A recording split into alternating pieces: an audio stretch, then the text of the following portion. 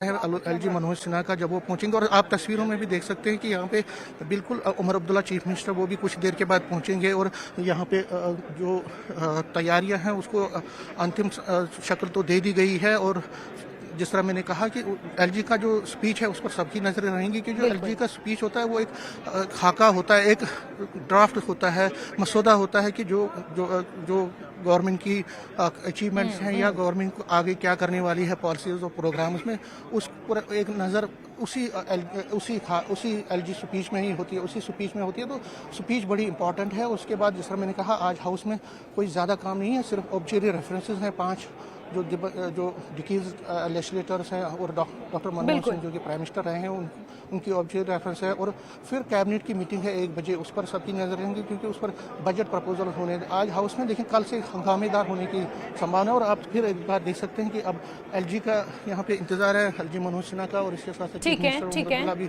किसी भी वक्त यहाँ पे पहुंच सकते हैं। बिल्कुल बिल्कुल तो समीर, आप लगातार बने रहे हमारे साथ, श्रीनगर से मुदस्सिर भी हमारे साथ बने। लेकिन इस बीच विधानसभा का ये बजट सत्र शुरू होने से पहले कुछ नेताओं ने क्या कुछ कहा है इस सत्र को लेकर और किस तरह की रणनीति देखने को मिल सकती है, आपको सुनवाते हैं। अच्छा प्लेटफॉर्म है जहां लोग अपनी बातें उठाएं, लोगों की बातें उठाएं, मसाइल हल हों। हम एक्सपेक्ट करते हैं कि अपोजिशन भी इसमें हम अपना रोल निभाए। हम चाहते हैं कि वो अकाउंटेबल हमें रखे, मगर उसका ये मतलब नहीं कि वो हाउस को डिसरप्ट करे। हमें उम्मीद है कि वो हाउस को अच्छे से चलाए। अच्छा, लेकिन जो इंडिकेशंस आ रहे हैं, देखिए वही परा ने भी 2-3 ऐसे रेजोल्यूशन लाने की बात की है जो बड़ी कंट्रोवर्शियल है। जो लोगों ने ये कैंसिल किए हॉलीडेज, वही लोग आज रेजोल्यूशन ला रहे हैं, तो मुझे लगता है ये मजाक बना रहे हैं। तो आपको क्या लगता है, बीजेपी भी कह रही है कि बहुत प्रोएक्टिव रहेगा? ये एक फिक्स्ड मैच है बीजेपी और पीडीपी के बीच में। मेरे साथ इस वक्त है सकीना एतू, कैबिनेट मिनिस्टर है। मैडम, आपसे बजट सेशन शुरू हो रहा है, क्या कहेंगी? अच्छी बात है, शुक्र है अल्लाह का कि बजट सेशन आज हमें यहाँ जम्मू में कर रहे हैं। मुझे लगता है एक लोगों के लिए अच्छी बात है और जम्मू कश्मीर के लिए अच्छी बात है, क्योंकि जो बजट सेशन है उस पर सबकी नजरें रहती हैं। क्या आपको क्या लगता है कि जो वादे हैं वो पूरे होंगे? वादे पहले भी पूरे हुए हैं, आगे भी इंशाल्लाह पूरे होंगे। वादे क्यों नहीं होंगे पूरे? तो आपको क्या लगता है कि जो बीजेपी का पोस्टर है वो कहते हैं कि अगर कोई भी एंटी नेशनल रेजोल्यूशन आया तो हम उसके खिलाफ जाएंगे? वो उन्हीं से पूछ लीजिए। देखिए, अभी जैसा कि आपको मालूम है कि स्पीकर साहब ने मना किया है कि अभी इस बारे में हम ज़्यादा जो है कमेंट्स नहीं कर सकते हैं। लेकिन जब वक्त आएगा हमारी रेजोल्यूशन या बिल्स जिस वक्त एडमिट होंगी उस वक्त आपके साथ जरूर शेयर करेंगे। आपके भाई भी तिहाड़ जेल में है, उनके लिए उनकी रिहाई की मांग होगी यहाँ पे? डेफिनेटली सभी पॉलिटिकल प्रिजनर्स की मांग होगी, उन्हीं की मांग नहीं होगी, बल्कि सभी जो भी पॉलिटिकल प्रिजनर्स है, जो भी बार के जो मेंबर्स है या जर्नलिस्ट जो बंद है, सभी की बात होगी। लेकिन क्योंकि पहले भी आपने ये बात मांग उठाई थी लेकिन उस पर ज्यादा नहीं हुआ, और एनसी के मैनिफेस्टो में भी यही है कि प्रिजनर्स की रिहाई। हाँ, बात करेंगे बिल्कुल। वो एनसी को हम याद दिलाएंगे कि उनके मैनिफेस्टो में जो बातें हैं वो उनको पूरा क्यों नहीं कर रही। छुट्टी की भी बात है, 31 जुलाई की छुट्टी की भी रेजोल्यूशन ला रहे हैं, शराबबंदी पर रेजोल्यूशन ला रहे हैं। जैसा कि मैंने आपको कहा कि ये हम देखेंगे, जिस वक्त एक्सेप्ट होंगे हमारी रेजोल्यूशन उसी वक्त हम बात हुआ। ये कॉम्प्लेक्स है, आज फूल ही फूल हर जगह दिखाई दे रहे हैं। 7 साल का बिल्कुल। तो आपने ये जदीबल से विधायक है तनवीर सादिक, डीएचपुरा से विधायक और कैबिनेट मंत्री हैं सकीना एतू, लंगेट से विधायक हैं खुर्शीद अहमद रशीद, उनको आपने सुना। और कई उम्मीदें हैं बजट से। और समीर हमारे साथ और मुदस्सिर हमारे साथ लगातार बने हुए हैं। समीर का रुख कर लेते हैं। समीर के पास हम चलेंगे लेकिन मुदस्सिर का रुख कर लेते हैं। मुदस्सिर, जिस तरह से विपक्षी पार्टियां जिक्र कर रही हैं, खासतौर पर अगर पीडीपी का जिक्र किया जाए, बीजेपी ने तो ये स्पष्ट किया ही है कि स्टेटहुड फिलहाल स्टेट का मुद्दा नहीं है। हालांकि स्टेटहुड है लेकिन स्टेट का मुद्दा नहीं है, वो पार्लियामेंट से उसका डिसीजन होना है। और आज जो बजट सत्र का आगाज होगा उसमें बीजेपी बतौर विपक्षी पार्टी यही उम्मीद जता रही है कि जो लोगों के मुद्दे हैं, नेशनल कॉन्फ्रेंस ने जो वायदे लोगों से किए हैं, चाहे वो पीने के पानी की आपूर्ति की दरों में उन दरों को घटाना हो, या फिर महिलाओं के लिए बस सेवा फ्री करना, 200 यूनिट बिजली मुफ्त देना, वृद्धावस्था पेंशन में बढ़ोतरी करना, ये वो तमाम आम मुद्दे हैं। इन मुद्दों को किस तरह से बजट में एड्रेस किया जाता है, निगाहें खास तौर पर इसी पर टिकी रहेंगी, कम से कम विपक्षी पार्टी बीजेपी की। तो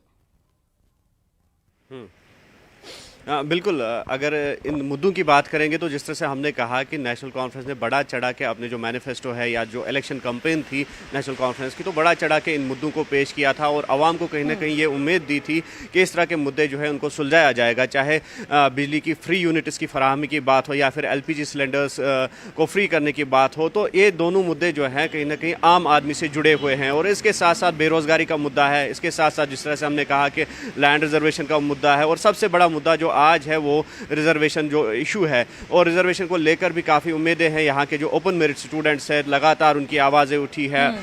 उन्होंने CM से भी इस हवाले से मुलाकात की थी, उनके रिप्रेजेंटेटिव्स ने, और इस सिलसिले में प्रोटेस्ट भी हमें देखने को मिले और लगातार उस हवाले से आवाज़ उठ रही है। और ओमर अब्दुल्ला सरकार को लगातार ये रजू किया जा रहा है उस तरफ कि इस मुद्दे को जल्द से जल्द सुलझाया जाए, क्योंकि कहीं ना कहीं ये मुद्दा जो है आम स्टूडेंट्स से आम लोगों को जो है पर्टेन करता है। और इसके साथ साथ जो डेवलपमेंटल इश्यूज़ है, जैसे सड़क, बिजली और पानी को लेकर इश्यूज़ है, वो भी हम देख रहे हैं कि वो भी आम आदमी को पर्टेन करते हैं। और इस सिलसिले में अगर आम लोगों की बात करेंगे तो उनके लिए ये सबसे बड़े मुद्दे हैं और किस तरह से जो नेशनल कॉन्फ्रेंस की उमर अब्दुल्ला वाली सरकार है इन मुद्दों को सुलझाने में कामयाब होती है, ये आज इस सेशन में देखने को मिलेगा। हालांकि जिस तरह से नेशनल कॉन्फ्रेंस का लगातार ये कहना है कि उनके पास अलादीन का चिराग नहीं है, यानी कि कोई जादुई चिराग नहीं है कि रातों रात जो सारे मुद्दे हैं उनको सुलझाया जाए। और इस हवाले से उन्होंने लगातार अवाम से ये डिमांड किया है कि उन्हें थोड़ा वक्त दिया जाए। और दूसरी तरफ जो अपोजिशन है, अपोजिशन कड़ा रुख इख्तियार कर रही है कि अभी जो है 3 महीने से ज़ायद इस हुकूमत को हुए हैं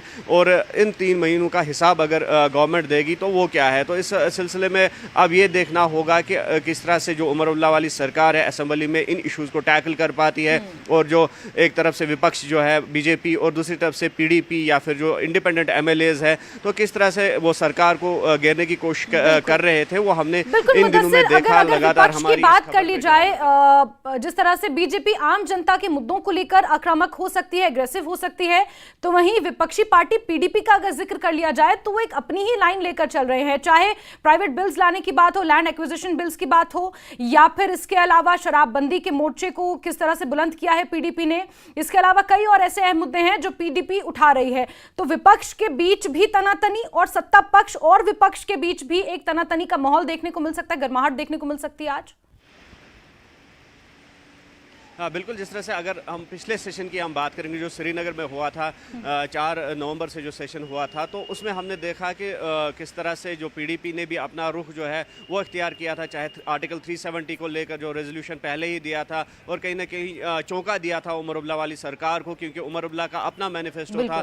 उमर अब्दुल्ला का जो नेशनल कॉन्फ्रेंस जो पार्टी है उनको वो 370 के जो रेजोल्यूशन है वो उनको पेश करना था, लेकिन उससे पहले ही कहीं ना कहीं PDP ने उसका क्रेडिट स्कोर किया। और जो PDP के विधायक है वहीद रहमान परा, तो उन्होंने पहले ही दिन जो सत्र था तो उसमें रेजोल्यूशन पेश किया। तो उसके बाद जिस तरह से हमने देखा कि लगातार 370 को लेकर, स्टेटहुड को लेकर और आज जो मुद्दे हैं खास तौर पर शराबबंदी को लेकर, हालांकि जो नेशनल कॉन्फ्रेंस के अपने विधायक हैं, अपने MLAs हैं, वो भी इस बिल का समर्थन कर रहे हैं। तो ऐसे में ये जरूर देखने वाली बात होगी कि किस तरह से उमर अब्दुल्ला अब इस सिचुएशन को टैकल कर पाएंगे। इसमें कोई दो राय नहीं है कि आज देखने वाली बात होगी कि नेशनल कॉन्फ्रेंस का रुख क्या रहेगा, विपक्षी पार्टियों का रुख क्या रहेगा। लेकिन उससे जो सबसे बड़ा है वो ये कि उपराज्यपाल मनोज सिन्हा अपने अभिभाषण में किन किन बातों को शामिल करते हैं, क्योंकि उन्हीं के अभिभाषण के साथ, उन्हीं के खिताब के साथ इस सेशन की शुरुआत होगी। सभी की निगाहें सबसे पहले उसी पर टिकी हुई हैं। मुदस्सिर, बहुत बहुत शुक्रिया हमारे साथ जुड़ने के लिए। समीर, हमें